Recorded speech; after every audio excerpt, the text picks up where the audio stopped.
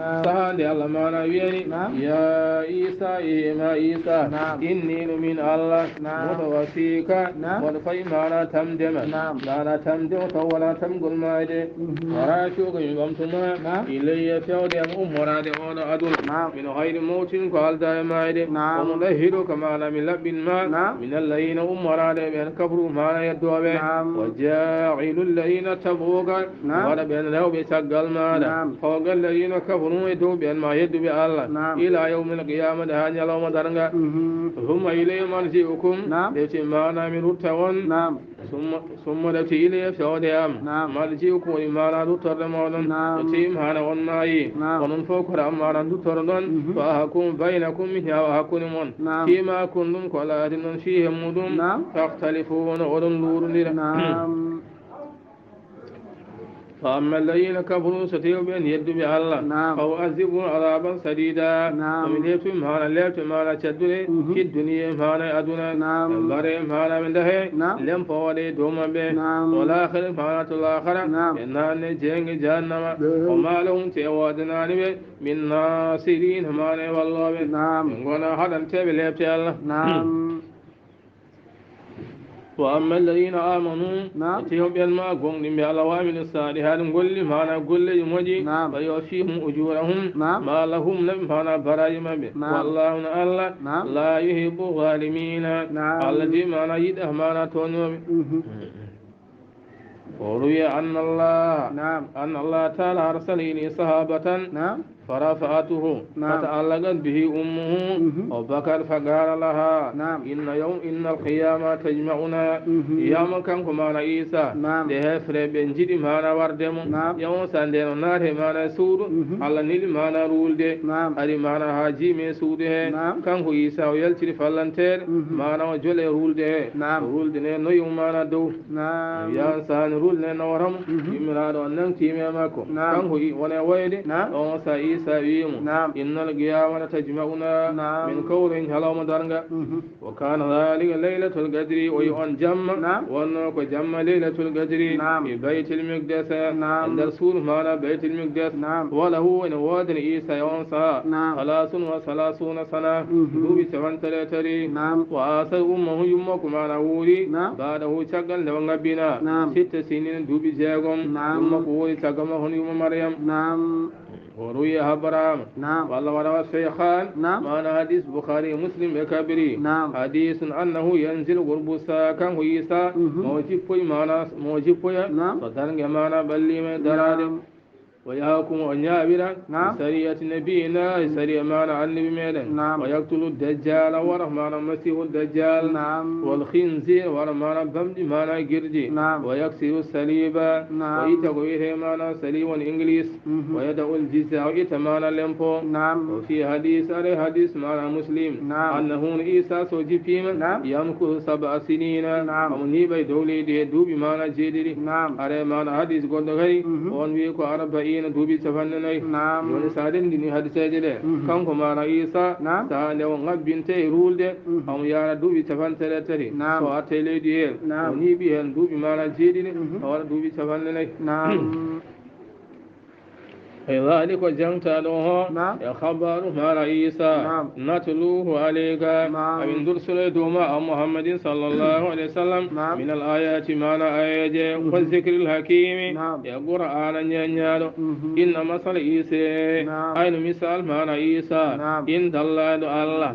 الحال عيسى ستين هاوني بنجي مودن فامدي ما عيسى مثال نقطة بنجي الله كمثل آدم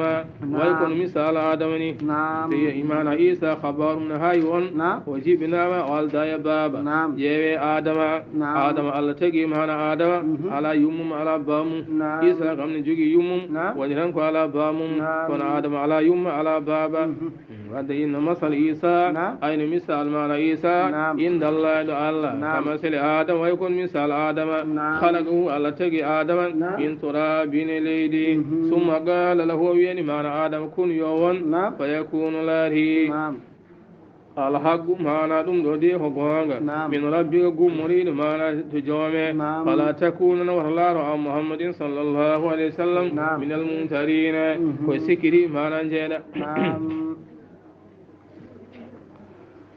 ومن هاجك فيه من بعد ما جاءك من العلم فقل تعالوا ندعو أبناءنا وأبناءكم ونساءنا ونساءكم وأنفسنا وأنفسكم ثم نبتهل فنجعل لعنة الله على الكاذبين إن هذا لهو القصص الحق وما من إله إلا الله وإن الله لهو العزيز الحكيم فإن تولوا فإن الله عليم بالمفسدين فمن هاجك ويكلم بمعنى جد لما كم النصارى فيه أخبار عيسى من بعد سقل ما جاك لأريما من العلم قنل فقول معنا بين تعالوا ندعو من ندى أبنا أنا بيبي أمين وربي وأبناءكم ندن بمهون مانا وربي ونساء أنا من ندى روبي أمين ونساءكم قدن مانا روبي من وأنفسنا من نكويا من غرا وأنفسكم أنا نكويا مهون مانا غرا ثم نبتهل يتي مانا لورلكين دين نياغودن الله فنجعل بدن لعنة الله يكد الله يوون على الكاذبين كلمة مانا بيندو خبر مانا عيسى تيوكال من خبر عيسى كو ولن جوغي هن مانا سيكي ساكا يامي محمد غاري من نكويا من غارا من غدا بيبي امين وربي من غدا رewbi amen onon ngaron onon koye mon gaddon rew mon bi modon mana warbe nyaagoden Allah kala meden gondo fenane yo ala jippine mudum mana let يا من يأوض معنا آية جبي النبي صلى الله عليه وسلم معنا ويلتي كان ونلاد الله أم وندي فاطمة بنت أم وندي سيدنا علي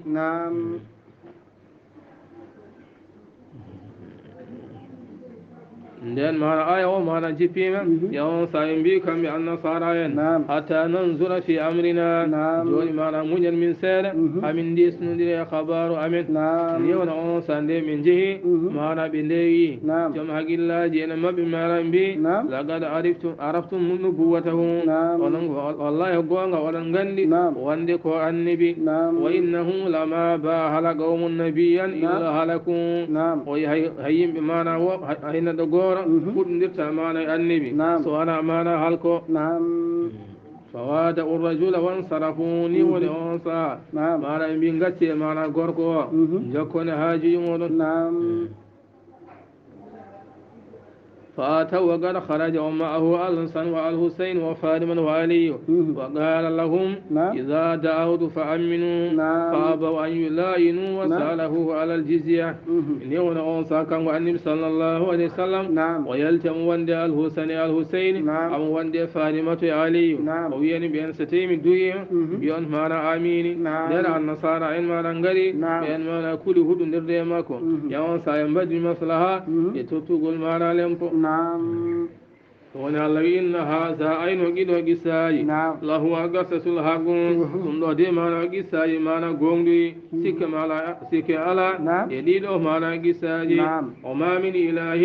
وأنا دمه ما ينود إلا الله سبحانه على جور وإن الله الله له العزيز كم كن فول الله ماكو على حكيم وكرم يقول ماكو فإن تولوا ستي ما ننظر نيما فإن الله الله عليم بالمفسدين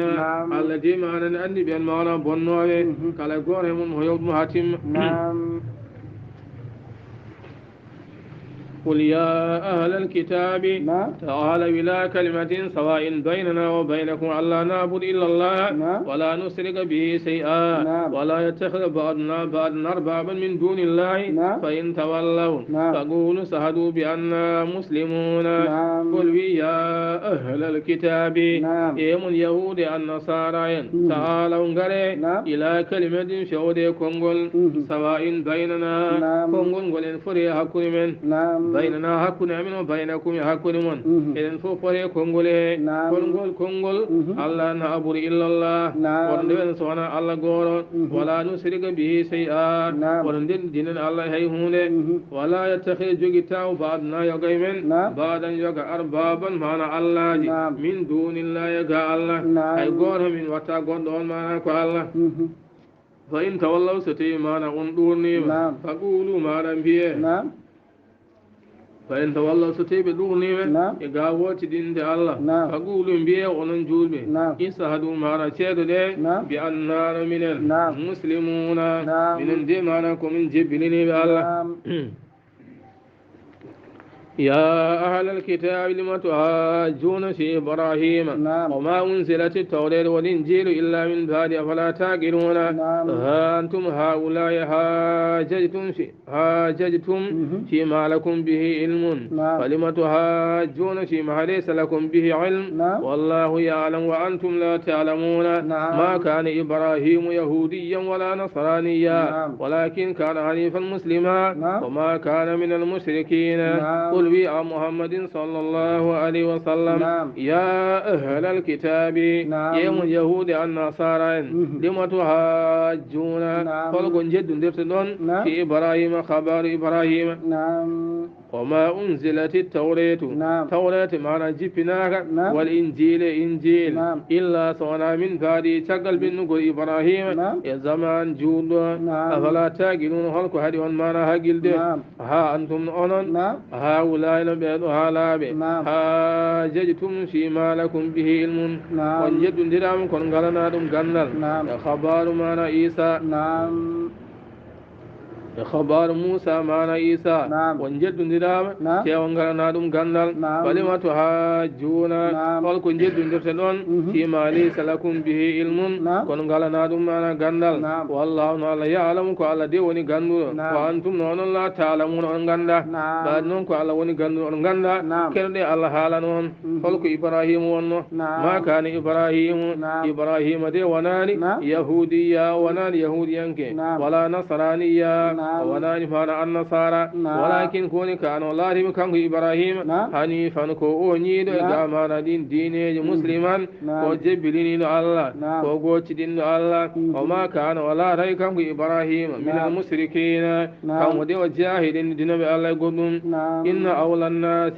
برهان تلمانا ينبي إبراهيم للذين اتبعوه وبين لو نعمكو الزمان مكو وهذا النبي سبحانه معنا بني وهذا النبي أودو مانا النبي والذين بين آمنوا قوم بالله والذين بين آمنوا قوم بالله هند بأودو النبي بين دي مانا برهان تلي إبراهيم والله الله ولي المؤمنين فالله ونكيت نومانا جلبي الله ونتينو جلبي الله ونمانا بلو من ودت دائفة ونزل يقرأ ما نجفي لما دعا اليهود معاذا وحذيفة وعمار إلى دينهم يهود ينقم ند معاذ بن جبل حذيفة عمار ينقر بنار دين معنا يهود يون سال جفين أولو آي ويودت معنا يدي دائفة معنا شد من أهل الكتاب يهود ينقم لو يدلونكم كم دي معنا من جدين حانين بمجنيون وما يدلون كنا إمبارح مجند إلا أنفسهم صنع معنا كويما وما يسرون كن بأنغندهم يا أهل الكتاب يهم اليهود النصارى لما تكفرون بآيات الله فلكن جدتم معنا آيات الله وأنتم ونن تصحدون تو معنا وننشيدي معنا كدوم كوانغا يا أهل الكتاب يهم اليهود النصارى لما تلبسون الحق بالباطل فلكن تقولن جلون ديرا معنا كوانغا فناني وتكتمون الحق وننشود معنا كوانغا وأنتم ونن تعلمون تودن غندي وقالت طائفة من أهل الكتاب وإما نفد يهوديا كويما نبي وقالت ما نبي طائفة شد من أهل الكتاب يهوديا كوي ينبي آمنون قوم دين بالذين دين هون أنزل معنا جبين تاني على الذين دوبين آمنوا قوم دين الله وجهنه لسانغ صباح وكفروا معنا جدون آخر كلام معنا وجبنا معنا كهير جدون لعلهم بلجوس بدينون يرجعون يوغي مبي مالن تكرو يون سانجلت دينه غارت دينه جمن ɗum ɗo peeje maɗa gonno kamɓe yahudiyankoɓe ɓe kaaldi ɓe kowri ɓe mbi joni en garan jeen mouhammadou jeen mana to mouhammadou kala ko jippina mana suba on sa mbiyen ko gonga kala ko jippina mana kihiɗe mbiyen ɗum wona gonga hawrani e defte men so tawi en mbaɗi noon ma dañi woɓe sikkitiɓe on sa jelto e diine he beela tawta en mana e diine meɗen Allah yiɓen ɗo haala ɗiɗo haalaji wala tuminu onon de on gonginta illa so wona liman tabi'a dinakum so wona on dewde diine won Allah yegol wiɓe a muhammadin sallllahu alayhi wa sallam innal huda ayno peewal hudallahi ko peewal Allah peewal de mana diine l'islam kala ho wona diine l'islam ko majjere an yuta sabu tan mana hokkama ahadun gooro misla ma utitum hono mana ho dokka ɗon e banggue mana gandal e banggue mana ɓural sabu tan mana Allah suɓima goore yimɓe hokkiɗum hono ho dokka ɗon ko mana oɗon kaasiɗo jomum aw yuhajjukum walla mana oɗo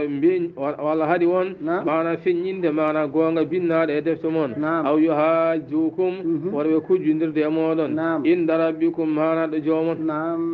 on peññinta mana gonga o woto wonde hujja mana wonandeɓe kamɓe julɓe inda rabbikum mana ɗo jomon Allah e gol wiɓe innal fadla ayno mana ɓural de biyadillahi ɓural de woni koye jungo Allah yuuti Allah no hokka ɓural man yasamo haaji mana hokkude fa min ayni lakum annahu la yuta ahadu misla ma udi ɗum